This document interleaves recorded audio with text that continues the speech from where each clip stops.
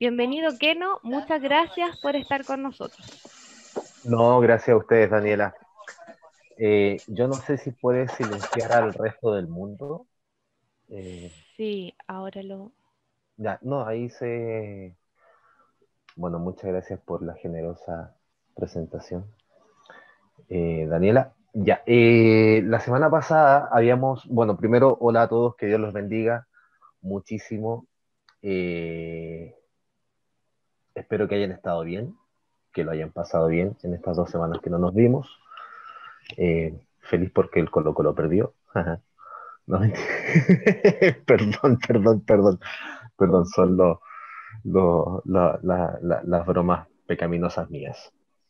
Eh, no sé si alguno de ustedes, o si es que alguien de ustedes ha tenido la oportunidad de leer algún apocalipsis apócrifo, apocalipsis, algún texto apocalíptico no canónico, por decirlo así. No sé, pues, no, Cuarto de Edras, el Siríaco de Baruch, alguna de esas cosas. Hoy día vamos a leer un poquitito de eso, pero al final, ¿por qué? Porque les tengo que explicar algunas cosas o reforzar algunas cosas de la clase de hace 2 semanas atrás, donde hablamos sobre todo este contexto histórico, eh, desde el siglo VI hasta el siglo II antes de Cristo, que es importante conocer. Ahora les voy a hacer, y como tenemos solamente 1 hora, les voy a compartir inmediatamente la pantalla para que podamos ir avanzando y al final poder hacer algunas lecturas que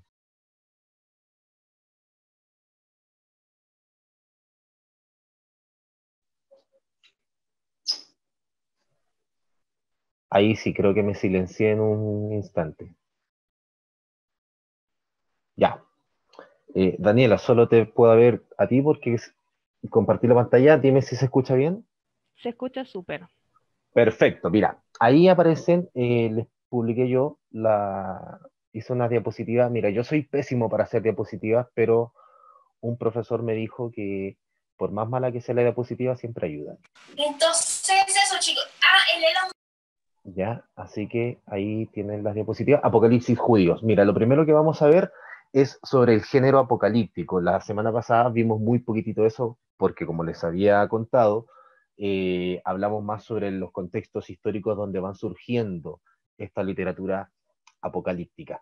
Quiero hacer un alcance para hacer esto como ya introductorio, que hay posturas, ¿no? Hay posturas sobre esto del surgimiento del género apocalíptico, que algunos dicen que nació de la literatura sapiensal y profética, algo que les mencioné, que es una postura que maneja mucho este filólogo, historiador Antonio Piñero, este español.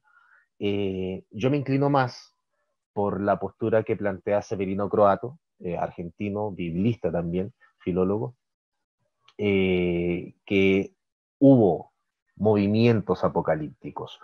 Y estos movimientos apocalípticos, que eran movimientos por lo general marginales, que no eran del centro, que no estaban tan influenciados por el tema del templo o por la Torá, y en estos movimientos sufrientes de toda esa fuerza imperial, política, económica y de toda esa crisis cultural y religiosa que le imponían estos imperios, estos pequeños movimientos marginales comenzaron a presentarse como movimientos de resistencia. Eh, Al final de esta clase de hoy día, del taller de hoy día, les voy a explicar un poquitito por qué yo tengo esa inclinación por Severino Croato más que por la propuesta del profesor Antonio Piñero. ¿Ok? Entonces, género apocalíptico.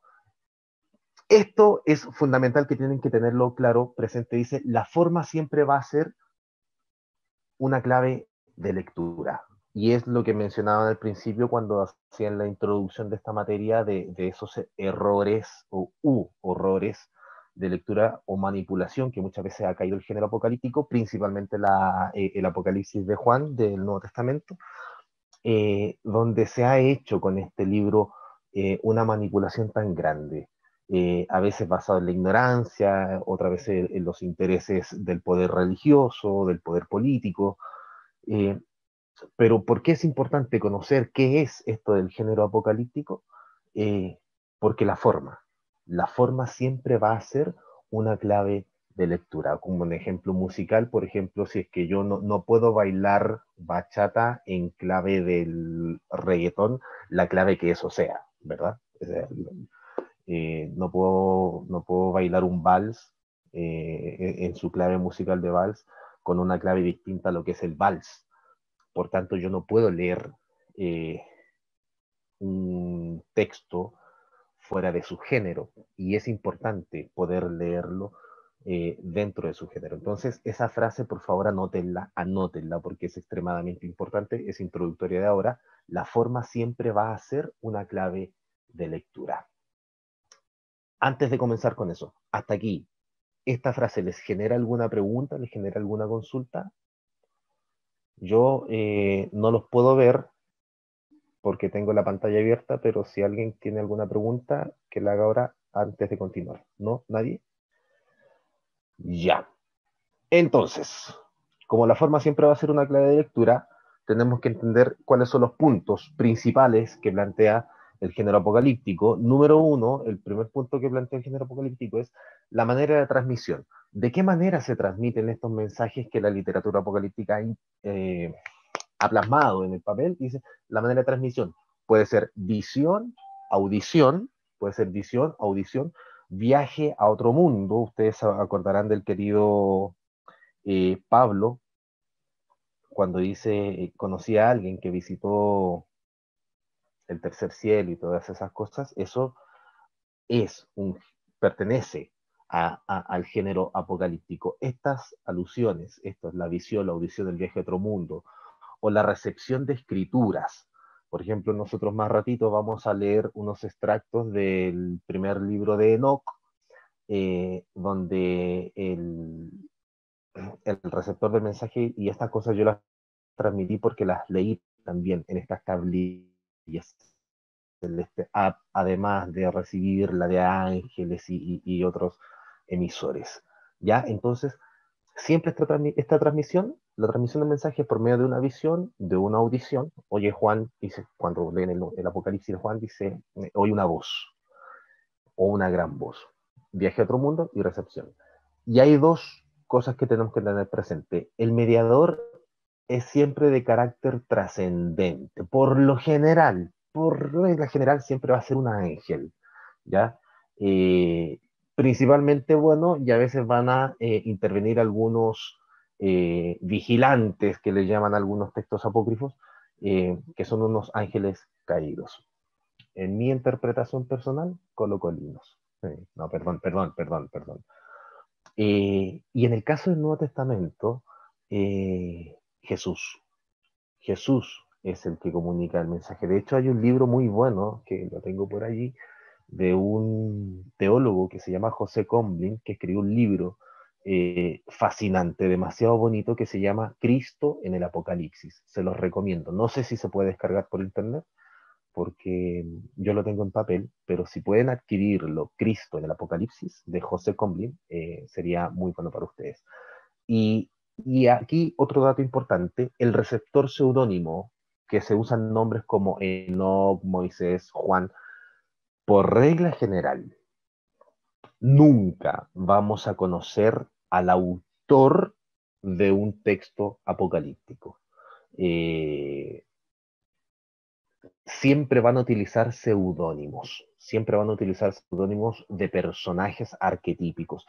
Y les voy a explicar más adelante en esta misma jornada por qué razón el género apocalíptico por lo general usa personajes arquetípicos como Enoch, Moisés, Juan, Baruch, entre otros, Esdras, eh, para titular o darle autoría a sus textos. Número dos, contenido siempre va a componer varias cosas. Número uno es la teogonía y la cosmogonía. ¿Qué son estas cosas? La teogonía es el origen de las divinidades, de los ángeles. De alguna manera va a explicar el origen de estas cosas o el origen del cosmos, de la creación, todo. La historia del mundo o de Israel, la salvación presente también es un componente del género apocalíptico. Estos son componentes del género apocalíptico. Teogonía, historia del mundo de Israel, eh, salvación presente. Crisis escatológica, ¿qué se entiende por crisis escatológica? Es la persecución que sufren los justos o el sufrimiento histórico o por la naturaleza. El sufrimiento histórico son las persecuciones, las injusticias a mano de los imperios o estos desastres naturales que suele utilizar el género apocalíptico. También juicio y destrucción de los malos y salvación escatológica. Tienen que tener muy claro esto de la destrucción de los malos y la salvación escatológica, que más adelantito lo vamos a explicar en qué se diferencia esto también del profetismo. Número 3, el espacio. Por lo general esto siempre se va a manejar en regiones celestes y también está relacionado con seres transmundanos, o sea, los que se van a comunicar con la persona que recibe la visión siempre van a ser ángeles, siempre van a ser bestias, siempre van a tener figuras de animales eh, que, que escapan a este mundo, que escapan de esta realidad. Esto del espacio es importante porque yo en la clase pasada les mencionaba que ¿por qué los fariseos no se consideraban de los movimientos apocalípticos? Porque los fariseos no podían aceptar un movimiento que su fuente principal de información y de reflexión no fuera la Torá. Y los apocalípticos se escapan de la Torá. Toman obviamente después recursos de la Torá, toman recursos de la sabiduría, toman recursos de los profetas, pero ellos lo hacen después. Creo que hay un... Gracias.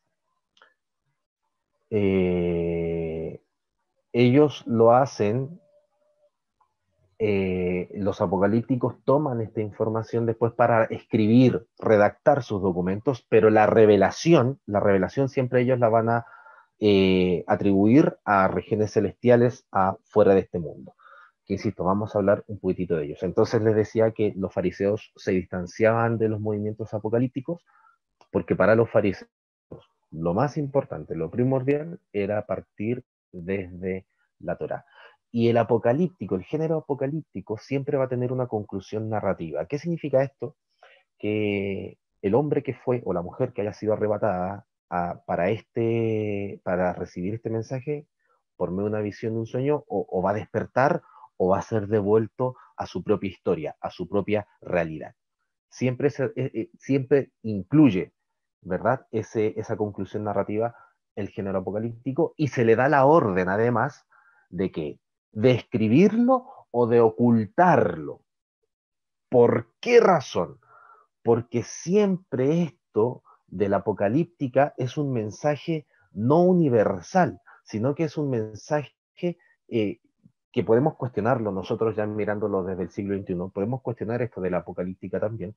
Es un mensaje demasiado exclusivo, es un mensaje para los elegidos, no es para todos, es un mensaje que van a entender aquellos que han sido seleccionados como los justos, aquellos que han sido los fieles y que no están condenados a la destrucción o a la muerte, sino que es aquellos que se van a salvar. Vamos a explicar esas razones después también un poquitito más adelante. ¿Ok? Ahora entramos, ya, antes de seguir avanzando, hasta aquí. ¿Alguien tiene alguna pregunta o está todo, se entiende? ¿Sí? Ya, avanzamos entonces. Voy a minimizar acá. ¡Pum! Otra cosa que aquí están de acuerdo, ya sí la gran mayoría de los biblistas que hablan sobre el género apocalíptico, son los movimientos literarios, o movimientos literarios entendámoslo como algunos temas literarios para redactar sus documentos. Número uno, los números. ¿Ya? El género apocalíptico siempre va a manejar un tema de números, sobre todo para describir temporadas, épocas o cantidades. También van a hablar de los colores. Los apocalipsis hablan harto de los colores luminosos, el color blanco, el color negro, el color rojo, que es una devastación total. Eh, pero también con el tema de los colores hay que tener cierto grado de cuidado. ¿Por qué razón? Porque a veces Y esto lo podemos ver en el Apocalipsis de Juan, del Nuevo Testamento. A veces el color blanco, o en un caso particular, que es Apocalipsis 6, verso 1, cuando sale el jinete de caballo blanco, que siempre ha existido una discusión sobre este jinete, si es Jesús, si es, no es Jesús. Algunos le han atribuido la palabra anticristo, pero exegéticamente no sería correcto, porque la palabra anticristo jamás aparece en el Apocalipsis de Juan. Eh, y según el contexto donde surge estos jinetes y este jinete blanco, hoy en día la gran mayoría de los biblistas que trabajan el tema del Apocalipsis del Nuevo Testamento lo atribuyen como la falsa propaganda del imperio, que se disfraza de blancura, pero al final es simplemente para engañar. Entonces, si bien los colores tienen significados casi determinados en el género apocalíptico, según el contexto, hay algunos casos que es utilizado para hablar de la falsedad o la falsa publicidad que ofrecen los imperios. Los animales. Los animales sobre todo se utilizan en el género apocalíptico para referirse a esos o explicar ciertos poderes más allá de las simples comunidades. Es un poder grande que manejan las personas, o los imperios, mejor dicho. Entonces aparece la bestia, el oso, el león, el lobo, eh, son utilizados para ejemplificar por lo general estas violencias ejecutadas por los imperios por sobre estas comunidades sufrientes. Las ciudades y la ciudad por excelencia que es utilizada tanto en el género apocalíptico judío como cristiano, incluso en los apocalipsis gnósticos, que no lo vamos a ver ahora, la ciudad por excelencia para ejemplificar el mal es Babilonia. Babilonia. Hay otras que se utilizan, pero la que más suele utilizarse es la misma Babilonia. Las nubes. Las nubes son como señal de manifestación de lo divino. Eh, Tenemos el caso de Tesalonicenses, que como les dije la clase anterior, que Tesalonicenses hay que leerla en clave apocalíptica porque está lleno de género y de motivos literarios apocalípticos. Entonces la nube es un lugar de manifestación o de encuentro con lo divino, eh, para recibir también un mensaje o donde Dios, lo trascendente, comienza también a manifestarse en esta realidad. Está la dicotomía luz y tinieblas, están las señales que se dan principalmente por medio de los sueños o las visiones que recibe el receptor del mensaje. Están los estereotipos místicos. ¿Qué es un estereotipo místico? Un estereotipo místico por lo general es esto de, no sé, porque nos vamos a encontrar de la lucha del ángel con el dragón. ¿Por qué es importante esto del estereotipo místico en el género apocalíptico?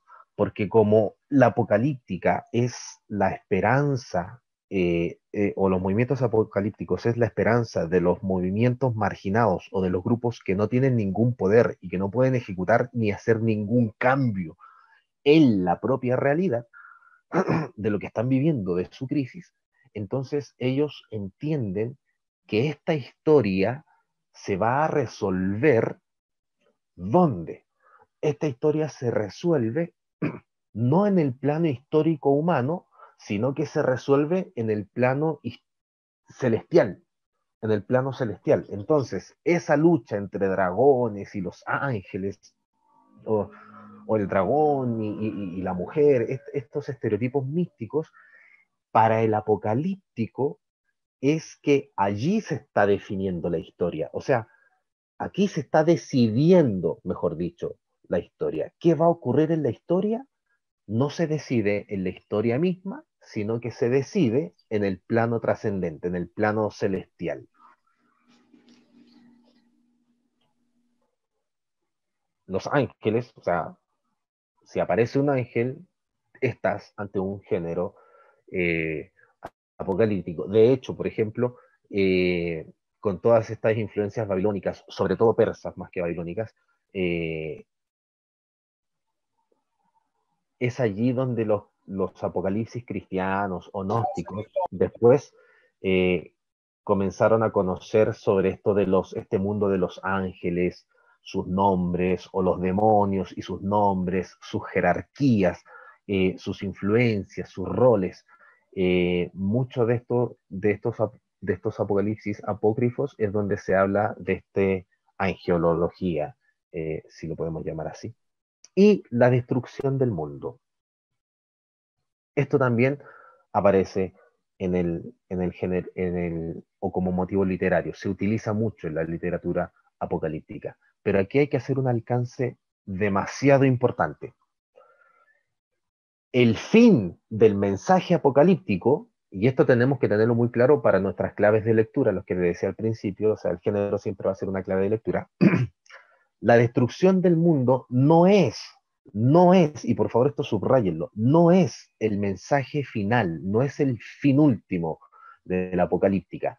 Por tanto, todos aquellos que asocian lo apocalíptico con el final de la destrucción de todas las cosas están equivocados. No se asocia lo apocalíptico, o sea, hoy en día la gente lo hace, ¿no?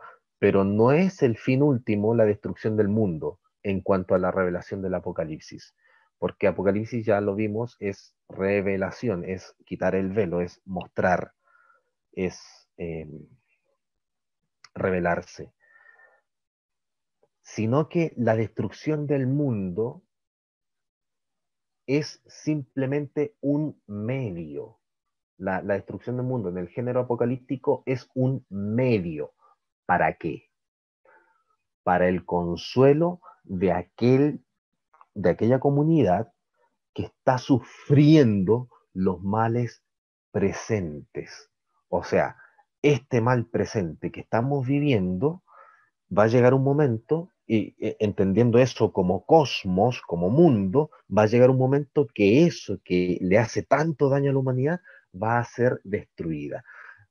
Pero no es el fin, sino que es un medio solamente para traer consuelo a los lectores del género de la literatura apocalíptica. Este punto para mí es importante. Yo no sé si es que voy a activar la... Espero que haya quedado claro.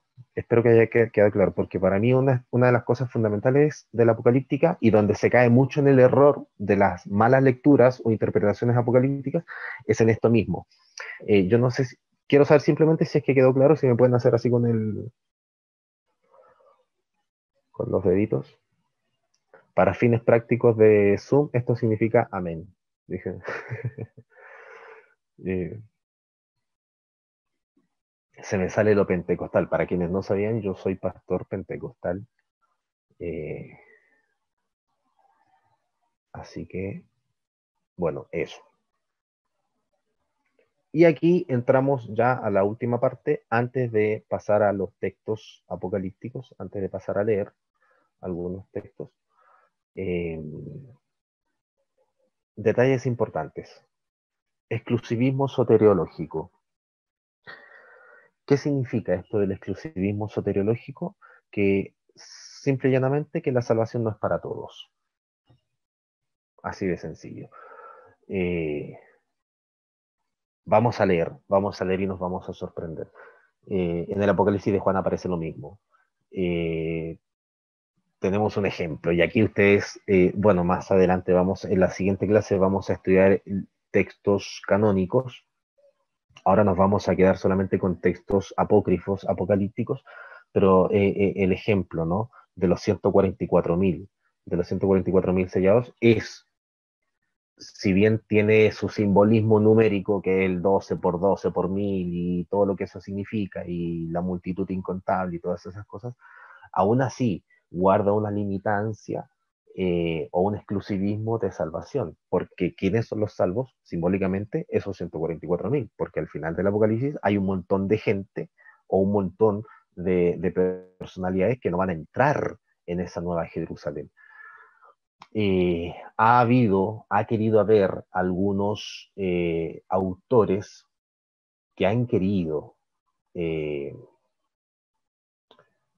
ver la universalidad de la salvación en el género apocalíptico, pero siempre se tocan con una muralla. De hecho, por ejemplo, si ustedes leen el cuarto de Esdras, capítulo 8 por ahí, del cuarto de Esdras, que es un libro apocalíptico también, ustedes se van a encontrar con que Esdras desde el capítulo 7 comienza a recriminarle a Dios, porque los capítulos anteriores, desde el capítulo 3 hasta el 6, todo es muy pesimista, todo es muy pesimista, es como es la humanidad, ¿por qué la cree? ¿Por qué pasó?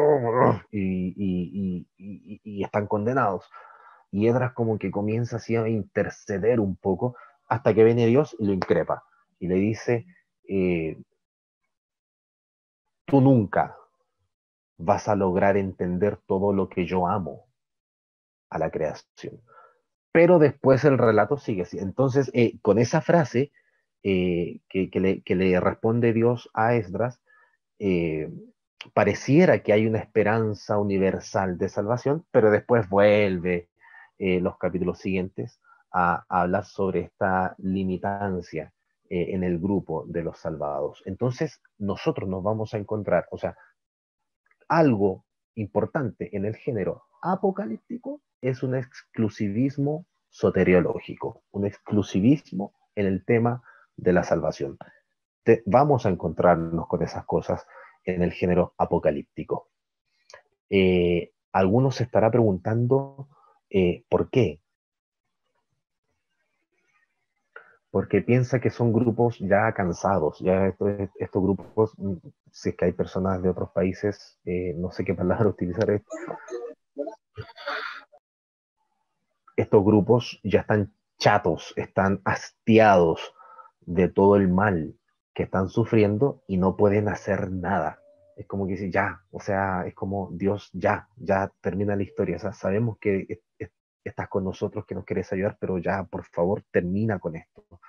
No es una cuestión necesariamente de odio, eh, pero es la frustración máxima que están viviendo estos movimientos, donde ellos piden, y la sangre de estos mártires exige la salvación de Dios. Entonces toma el género apocalíptico este exclusivismo soteriológico, porque además se tiene que terminar el mundo de maldad.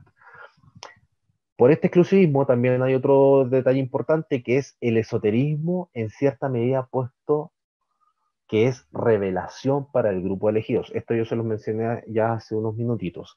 Eh, Tiene ese carácter esotérico. De hecho, hay un libro, por ejemplo, de un biblista español que se llama Javier Picasa, que habla de escatología.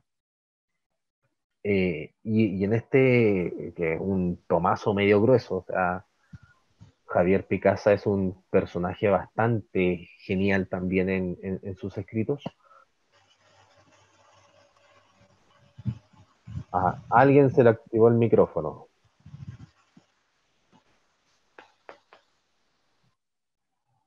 Gracias.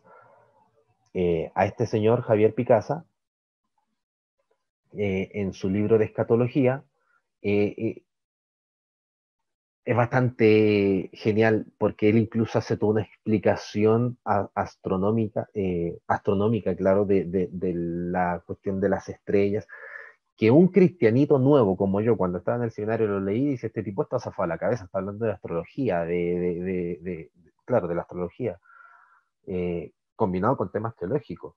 Hoy en día, ya que uno ya pasó por todos esos primeros sustos al estudiar teología, uno se da cuenta que sí, que es parte del género literario apocalíptico, eh, porque así lo entendían muchos pueblos y religiones imperiales como los persas, los magos de los persas, del imperio persa también se manejaban mucho por este esoterismo. Entonces, normal casi que nos encontremos con ese esoterismo en el género apocalíptico, ya que su revelación es oculta para la mayoría, solamente la entiende la minoría elegida.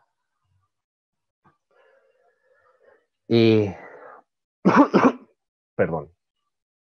tiene diferencia con la literatura profética, que yo aquí les mencionaba que la gran mayoría o una gran mayoría de estudiosos hablan de que lo apocalíptico, el género apocalíptico, surge desde el profetismo y de la literatura sapiencial.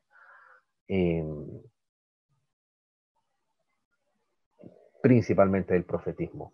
Pero hay diferencias, hay grandes diferencias, por eso yo insisto, me quedo con la propuesta de Severino Croato, de que no era solamente que nace, o sea, para Severino Croato no va a nacer principalmente de la literatura profética o sapiencial, los movimientos apocalípticos, sino que son movimientos marginados, son movimientos rechazados, apartados, eh, pero para elaborar sus escritos toman los recursos proféticos y sapienciales, incluso también de la misma Torá, del Pentateuco.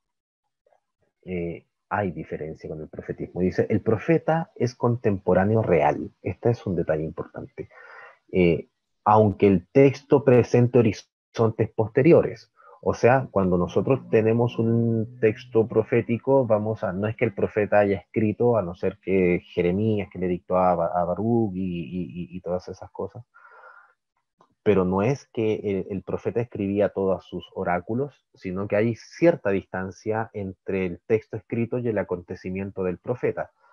Y después hay redacciones finales y todo eso, pero estamos ante un profeta real, ¿verdad? En la apocalíptica, en cambio, el receptor es un personaje arquetípico, como les decía al principio.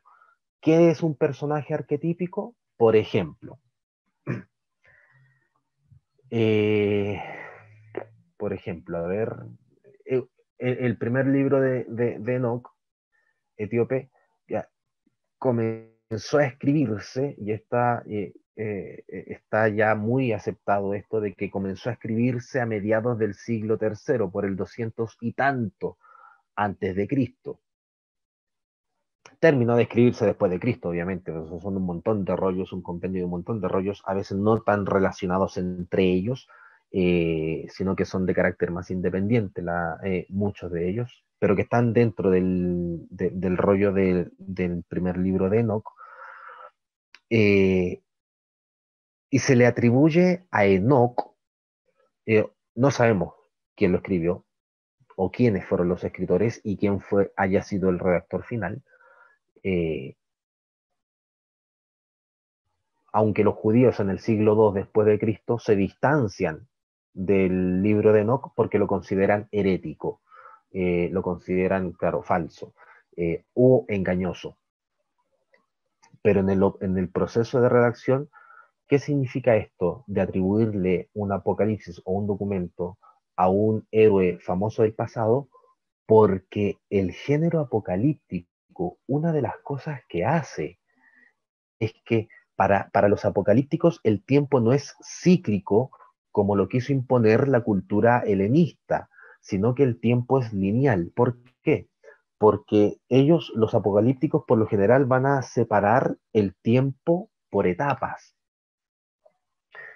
Y como lo separan por etapas, eh, la apocalíptica lo que hace es contar la historia. Por eso colocan como uno de los receptores a un héroe muy lejano en el pasado, porque eso es como que le da autoridad al texto de que la revelación vino en aquella época y que hoy en día simplemente se está cumpliendo, porque el lector del apocalíptico, y este caso es siempre, el lector del Apocalipsis, a quien le llegó el texto apocalíptico, siempre se va a entender de que él está en el último periodo de la historia. ¿Ok? O sea, nosotros como lectores a quienes nos llegó, por más que se haya escrito en el siglo III o siglo II antes de Cristo, nosotros lo estamos leyendo, pero entendemos que la revelación fue hace muchísimos años. Entonces, de lo que está ocurriendo ahora ya estaba escrito, ya había sido revelado, pero estaba oculto. ¿Y quiénes lo podían comprender? Solamente los fieles elegidos. Y por eso se le atribuye, por ejemplo, a Enoc. Enoc, ¿quién fue? El sexto hombre después de Adán. Eh, te van a explicar la historia porque ellos le ponen etapas a, a la historia. Y dice, la profecía hace memoria de la historia para exaltar o reclamar fidelidad a Dios. Eso hacen los profetas. Oye, tú te portaste mal, conviértete, cambia, construye de nuevo algo justo, renueva la alianza. La apocalíptica, en cambio, hace memoria solo para periodizar, lo que le decía hace un instante, para poner periodos en la historia. Eh, te va a contar algo del éxodo, del Dios salvador, del Dios liberador, pero solamente para explicar que eso fue un periodo. Te va a contar de que estuvieron cautivos en Babilonia. Es lo que hace Baruch, por ejemplo. Baruch habla sobre la destrucción de Jerusalén en el año 70 después de Cristo, pero se sabe o sea, se sabe en la investigación bíblica que se refiere a la destrucción de Jerusalén en el 587 y del templo.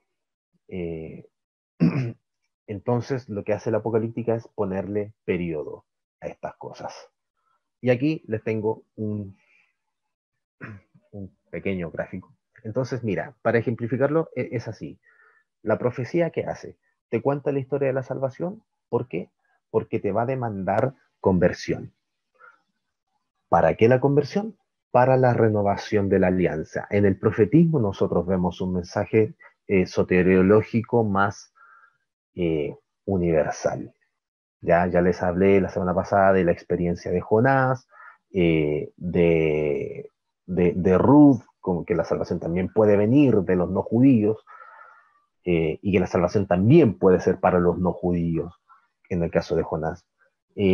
A diferencia de la apocalíptica dice el futuro revelado en los orígenes. O sea, lo que hoy estamos viviendo no se nos reveló ahora, dirían los que estaban bajo la crueldad de Antíoco IV Epifanes con los Seleucidas, sino que eso fue revelado hace mucho tiempo y hoy en día nosotros lo entendemos porque somos salvos. ¿Por qué? Porque eso es consuelo para el grupo de elegidos, los elegidos, o para el grupo fiel. ¿Y qué viene después de eso? Un nuevo mundo. ¿Para quién? Para los elegidos. O en el caso de algunos apocalipsis que utilizan también una nueva ciudad, ya en contraposición a la ciudad corrompida que era esta Babilonia. Muy bien. Ahora sí voy a quitar un poquitito la pantalla y les quiero preguntar. ¿Alguna pregunta? ¿Alguna pregunta? Porque ahora vamos a leer algunos textos. Vamos a leer algunos textos, no muchos, y porque de verdad que son demasiados y son muy largos. Yo no sé, Claudio, si tú los has leído y son bien largotes algunos, estos textos apocalípticos, entonces seleccionarlos es muy difícil. Y encontrarlos es más difícil aún. ¿Alguien tiene alguna consulta hasta aquí? Si nadie, seguimos avanzando.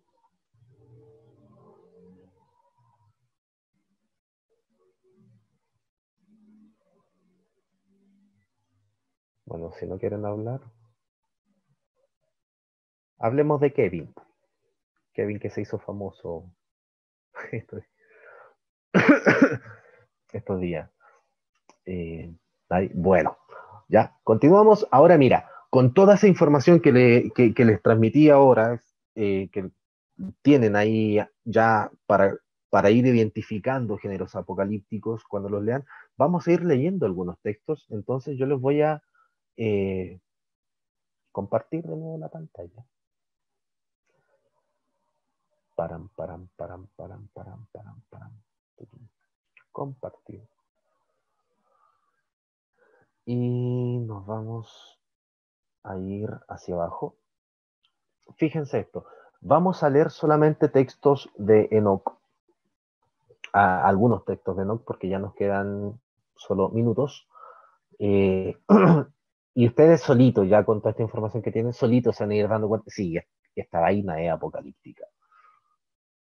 Textos del primer libro de Enoch, capítulo 1, mira, yo los voy a leer, pueden acompañarme en la lectura, dice, palabras de bendición con las que bendijo Enoch a los elegidos, justos, que vivirán en el día de la tribulación, cuando serán rechazados todos los malvados e impíos, mientras los justos serán salvados. ¿Qué logran identificar en este primer versículo? Que alguien hable, que alguien hable, por favor. El exclusivo soteriológico del que hablaba usted antes. La exclusión soteriológica, exactamente. Aquí uno puede identificar eso. Muchas gracias. ¿Qué más? ¿Pueden identificar algo más en este primer versículo? No puedo ver la pantalla de chat, no puedo ver el chat porque tengo la pantalla del computador y no soy tan genio en el así que hablen si pueden compartir. Profe, buenas tardes, mi nombre es Juan Pablo. Ahí veo un día de la ira en las extremidades de la tierra que con gran temblor se ejecutará, digamos así, algo similar al juicio, ¿no? Tal como habla Apocalipsis, como una especie del día de la ira, ¿no? Ya, Bueno, ¿en qué en las versículo últimas estás? líneas. En las últimas líneas. Te Y fuiste al dice, los versículo vigilantes 5. temblarán y serán castigados en lugares secretos y todas las extremidades de la tierra se resquebrajarán y el gran temor y un gran temblor se apoderará de ellos. No sé si hay un paralelo como cuando en Apocalipsis dice, porque el día de su ira ha llegado y ¿quién podrá sostenerse en pie? Es que Juan Pablo, hay paralelo porque el escritor del Apocalipsis de Juan se toma de muchos de estos textos para escribir su propio Apocalipsis. Tienes toda la razón, muy buena observación. ¿Alguien más quisiera opinar? Bueno, ya que se escaparon al versículo 5, si es que alguien leyó algo, compártanos. ¿Qué logran identificar del versículo? Nos dicen el versículo y qué es lo que lograron identificar. La venida de Dios con su ejército, ¿no? Como también habla en Apocalipsis, como habla en la epístola de Judas, que Sí, vendrá el Señor con sus millares, ¿no? Que Judas toma de Enoch justamente, ¿no? Eso, ¿no? Un día escatológico que viene con su multitud de ejércitos, prácticamente. gracias, muchas gracias Juan Pablo. Yo quiero decir algo, mira, yo creo que nos estamos yendo demasiado pronto, porque tú estabas pensando en que identificáramos primero de las cosas que nos acabas de decir, ¿no? Entonces, pues yo identifico precisamente que para empezar está hablándole a los elegidos justos y vivirán el día de la tribulación y aparte serán rechazados. O sea, esos puntos me llamaron la atención y yo creo que ahí con esos tres tenemos para empezar, creo. Ya está. Gracias, muchas gracias. Sí. Mira, yo tengo un profesor, yo no sé si es que alguno de ustedes ha tomado clases, me voy a salir un ratito de la pantalla. Yo no sé si alguno de ustedes ha tomado clases con un biblista, Edesio Sánchez. Sí, claro que sí. Edesio Sánchez era bien chistoso y un poco cruel cuando nos daba clase, porque Edesio Sánchez decía, ya, ¿ustedes quieren una clase tipo A, tipo B o tipo C? Sí. Y uno dice, no, pues, ¿qué clase pedirían ustedes? La A. Obviamente la A, pues, y es lo que dijeron todos los compañeros, no, queremos clase tipo A. Dice, perfecto. ¿Cuántos de ustedes hablan alemán, francés e inglés a la perfección? Dice, no, pues, no, ninguno. Dice, ya, entonces tipo B. Ya, bueno, pongámosles tipo B. ¿Cuántos de ustedes hablan copto, ugarítico, hebreo, arameo y griego a la perfección? Dicen, no, pues ninguno. Dice, listo, tipo C. y nos dejaba. Sí.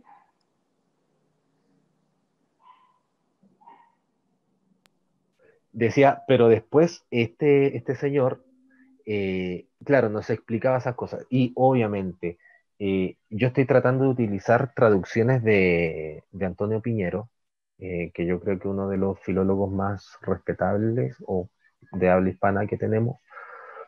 Eh, pero, ¿y por qué les ponía este ejemplo de Decio Sánchez? Porque yo como profesor nunca me voy muy arriba. O sea, yo tomé hace mucho tiempo la decisión de no irme muy arriba, sino que quedarme más o menos al medio. ¿Para qué? porque la intención de enseñar para mí siempre es poder transmitir cierta información que nos vaya a servir, sobre todo en nuestro trabajo con las comunidades, en nuestro trabajo con la gente, en el trabajo pastoral, si le Que queremos sea llamar real. de alguna manera. Exactamente. Entonces, pero no por eso sacrificar lo académico, que no podemos bajo ningún aspecto sacrificar lo académico. Entonces, aquí yo les comparto nuevamente la pantalla. Entonces yo decía, no, hablen nomás, hablen. Si tienen herramientas, que son herramientas fundamentales para entender el género apocalíptico, ustedes pueden leer esto y pueden ir, no, aquí yo identifico esto, yo identifico esto otro. ¿Y por qué por qué les pido que hagan este ejercicio conmigo? Para que vayan afinando el ojo eh, con una lectura apocalíptica y para ir identificando cuando algo no es tan apocalíptico. Enoc, hombre justo, dice el verso de Dios, a quien le fue revelada una visión del santo, y del cielo pronunció su oráculo y dijo, la visión del santo de los cielos me fue revelada. Y oí todas las palabras de los vigilantes y de los santos, y porque las escuché, he aprendido todo de ellos y he comprendido que no hablaré para esta generación, sino para una lejana que está por venir. Fíjate cómo se está justificando acá el tema del, del autor seudónimo arquetípico. Esto fue escrito en el siglo II antes de Cristo, siglo III, siglo II antes de Cristo, pero estamos hablando de un personaje, quien quiera que haya sido, llamado Enoc, quien recibió esta revelación. Y así, mira, vamos a pasar al otro texto, el capítulo 10. El capítulo 10 de Enoc, no les he hablado, al final les voy a hablar un poquitito de este libro de Enoc. Dice, entonces el Altísimo, grande y santo, habló y envió a Sariel, al hijo de Lamec, y le dijo, ve hacia Noé y dile en mi nombre, escóndete y revélale la consumación que viene, pues la tierra entera va a perecer. Un diluvio está por venir por sobre toda la tierra, y todo lo que se encuentre sobre ella perecerá. En este versículo 2 del capítulo 10 nosotros podemos ver cómo el redactor del Apocalipsis o el redactor final de este capítulo explica esta cuestión del periodo, ¿ya? Habla de cosas de periodo, un antes y un después del diluvio. Y así uno se va encontrando con cosas. Enseguida enseña al justo, al hijo de Lamec, lo que debe hacer para preservar su alma para la vida y escapar definitivamente, pues por él será sembrada una planta y serán establecidas todas las generaciones. Y además el Señor le dijo a Rafael, ¿se dan cuenta cómo van apareciendo estos vigilantes, tan buenos o malos los ángeles? Encadena a Asael de pies y manos, arrójalo en las tinieblas, abre el desierto que está en Dudael y arrójalo en él, bota sobre él piedras ásperas y cortantes, cúbrelo de tinieblas y déjalo allí eternamente sin que pueda ver la luz, y en el gran día del juicio que sea arrojado al fuego. ¿Qué de lo que les expliqué antes, qué pueden ver en estos versículos que le leí entre la lucha entre Rafael y Asael? ¿Qué logran identificar?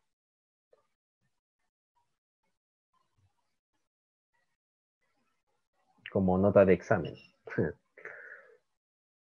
Se los mencioné, así que revisen sus apuntes y les mencioné qué pueden identificar en esto de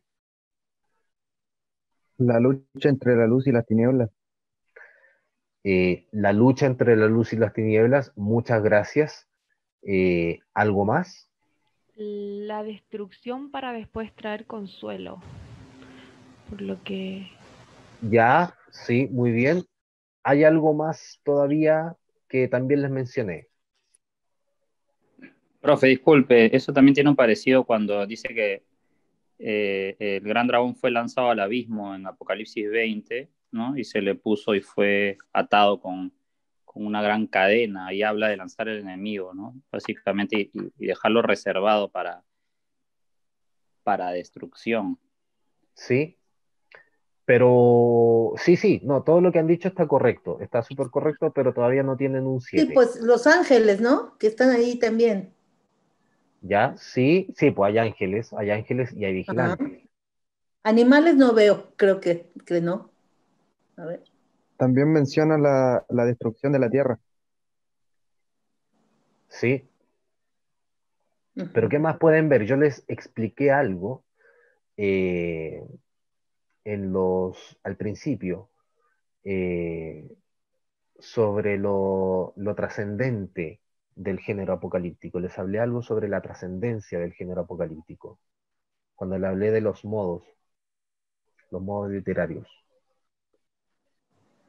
Sí, es para tiempos difíciles, tiempos de crisis, tiempos donde el pueblo está sufriendo, ¿no? Profesor, Dígame. ¿puede ser que usted habló que las personas que adherían al género literario o como sea, ellos creían que todo se iba a solucionar los problemas del mundo a raíz de cosas que iban a pasar como en el área celestial, no acá en la Tierra? Perfecto, exactamente, gracias. No sé quién habló. ¿Quién dijo eso? Yo, Claudia, o Daniela, Clau- quizás. Claudia, gracias. Insisto, todo lo que dijeron los demás está súper bien.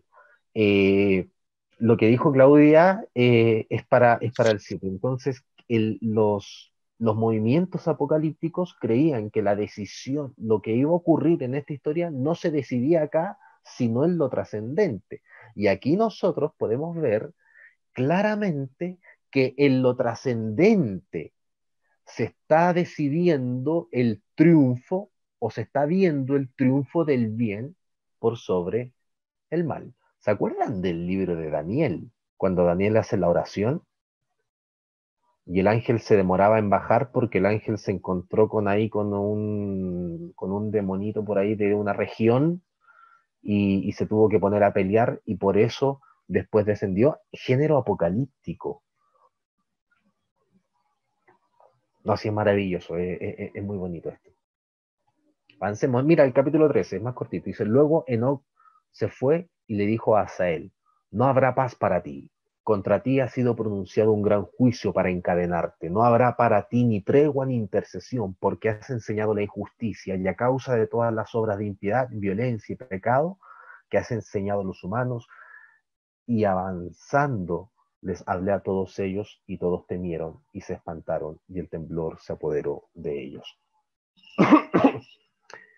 eh,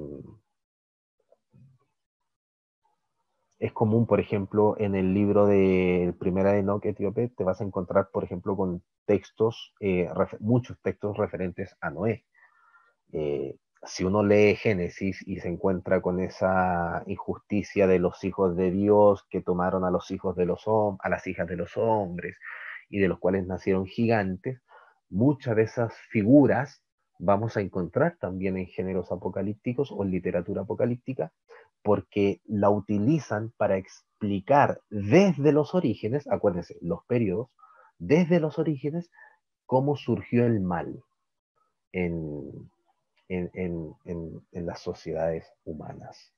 Y el último, y este es más larguito, pero se los quiero leer completo como conclusión, porque ya tenemos 1 hora y no quiero abusar más de su tiempo.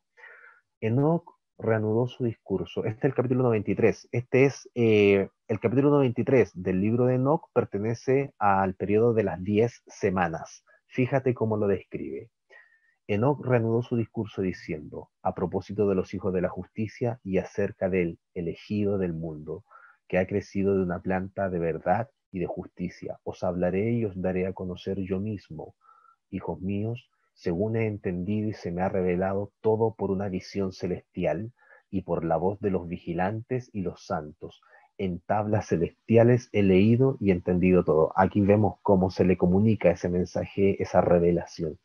Continuó hablando Enoc y dijo, yo Enoc nací el 7º en la primera semana, en la época en que la justicia aún era firme.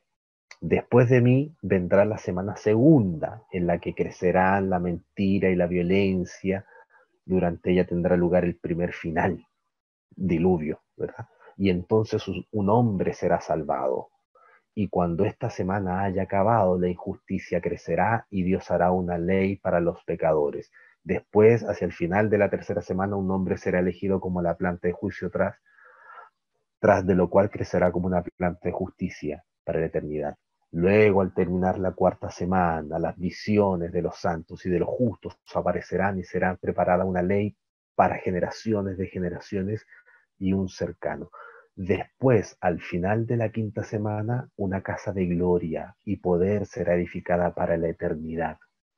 Luego, en la sexta semana, los que vivirán durante ella serán enceguecidos y su corazón infielmente se alejará de la sabiduría. Entonces un hombre subirá al cielo y al fin de esta semana la casa de dominación será consumida por el fuego y será dispersado todo el linaje de la raíz escogida.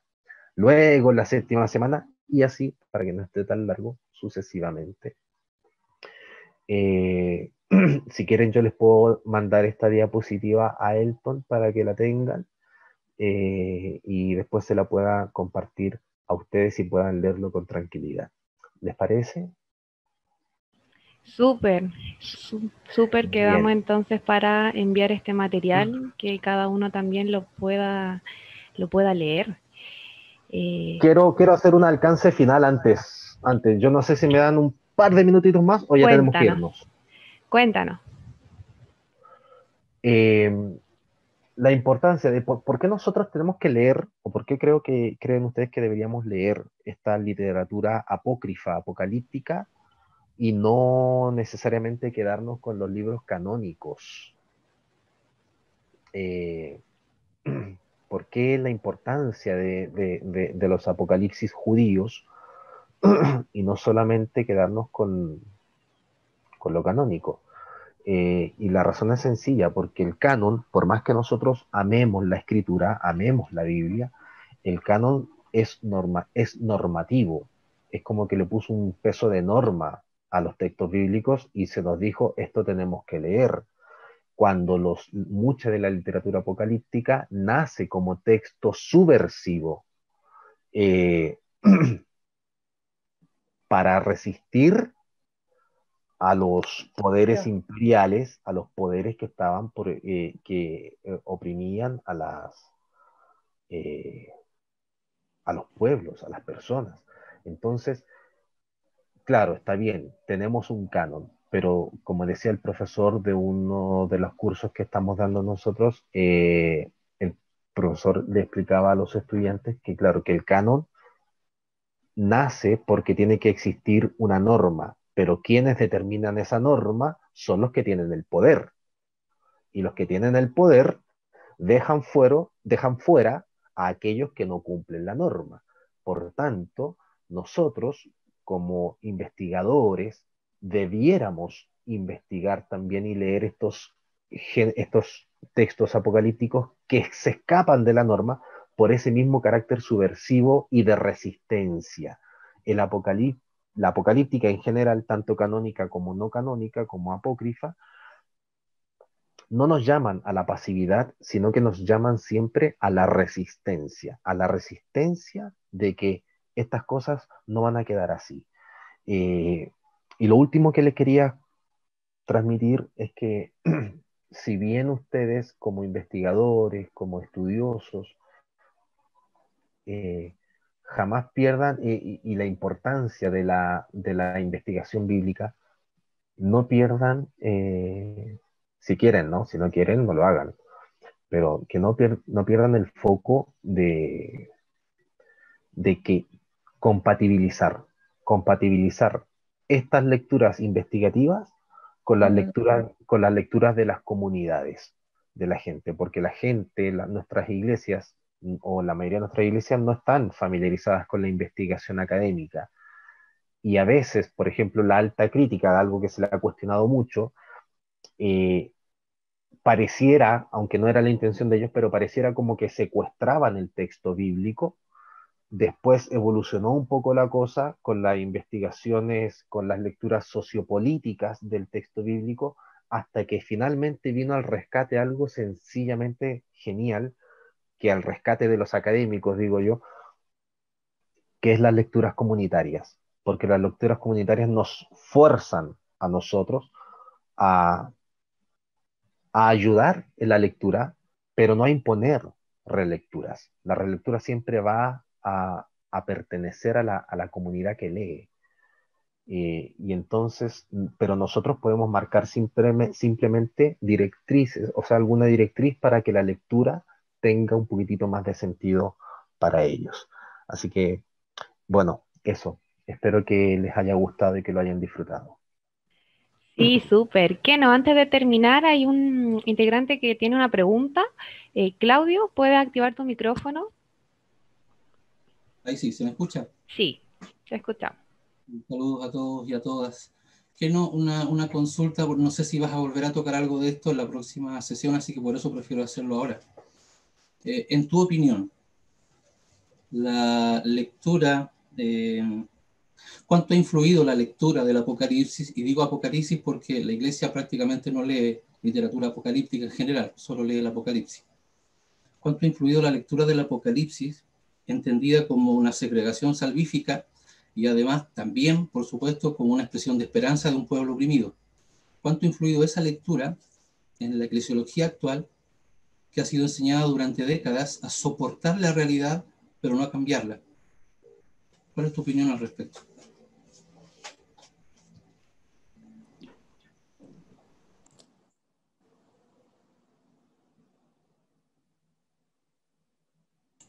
¿Está moteado que no?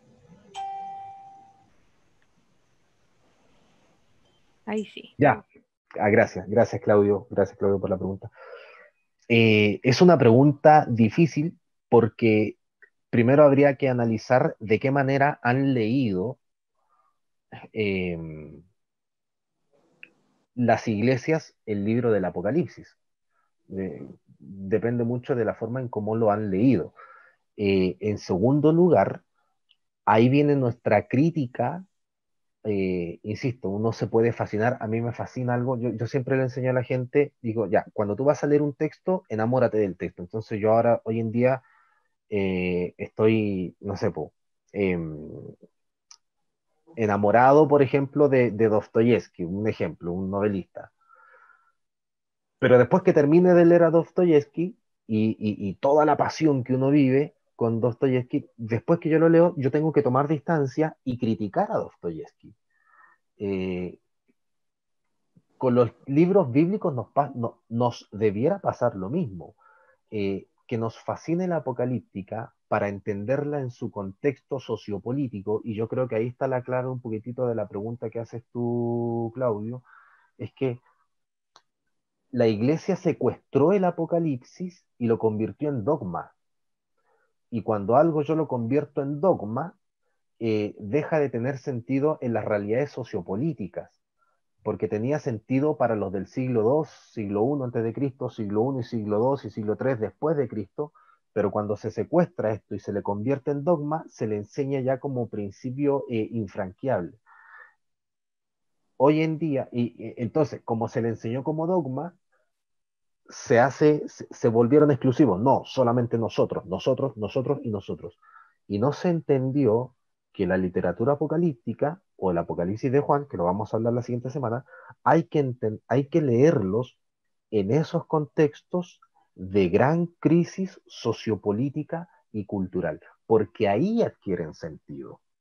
Eh, pero mientras siga el Apocalipsis convertido en dogma, sobre todo por los fundamentalismos, eh, es muy difícil que salgan de esa burbuja exclusivista. Y es ahí donde nosotros tenemos que tener el ojo crítico. Literatura apocalíptica, sí, pero sin criticarla, no. Tenemos que tenerle el ojo crítico para no caer nosotros en ese exclusivismo, eh, en lo que caían muchas veces estos movimientos apocalípticos, pero insisto, tampoco podemos cuestionar mucho ni criticar mucho estos movimientos apocalípticos porque estos movimientos apocalípticos eran hijos de su época. O sea, les voy a contar una anécdota que quizás no tenga nada que ver, no es una anécdota, un testimonio triste y doloroso. Cuando yo era pastor en Ecuador, una de las pastoras de la iglesia donde estaba el seminario, la pastora Luz, tenía a su esposo ya de edad avanzada los dos, Hernán, y Hernán llevaba 15 años con Parkinson. Parkinson ya descontrolado total. O sea, y yo estuve, de los 12 años que estuve yo en Ecuador, 9 años más estuve que Hernán siguió vivo.